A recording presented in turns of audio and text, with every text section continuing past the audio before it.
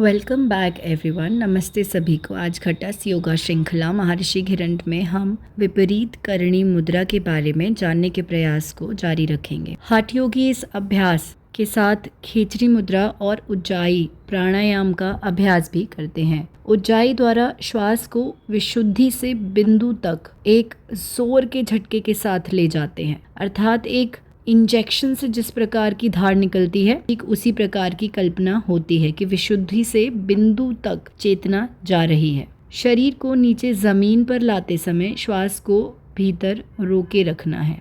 प्रारंभ में इस क्रिया में हाथों को इस स्थिति में अधिक देर तक रखने में कठिनाई हो सकती है।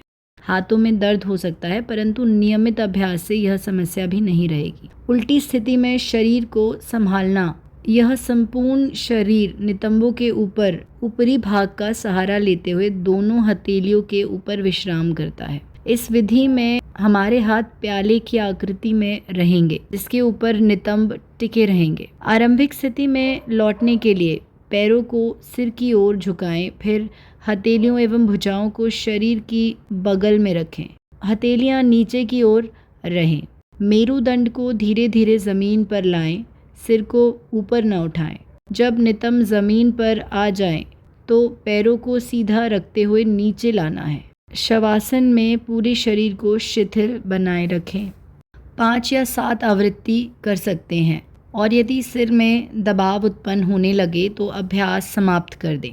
धीरे धीरे कुछ महीनों में आवृत्तियों की संख्या 21 तक बढ़ा सकते हैं। जैसे जैसे अभ्यास अधिक सुविधाजनक होता जाएगा, पूरक और रेचक की लंबाई अपने आप बढ़ेगी।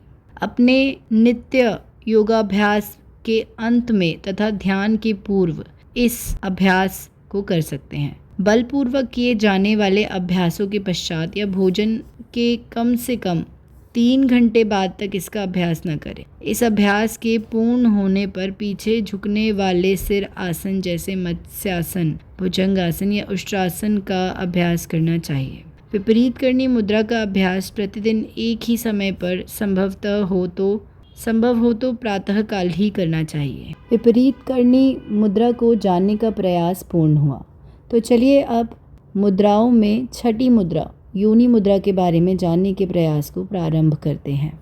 योनि मुद्रा का जो अभ्यास बतलाया गया है वह बहुत विस्तृत है, क्योंकि इस बात को कि इस मुद्रा का नाम योनि मुद्रा क्यों पड़ा किसी भी योग ग्रंथ में स्पष्ट नहीं किया गया है।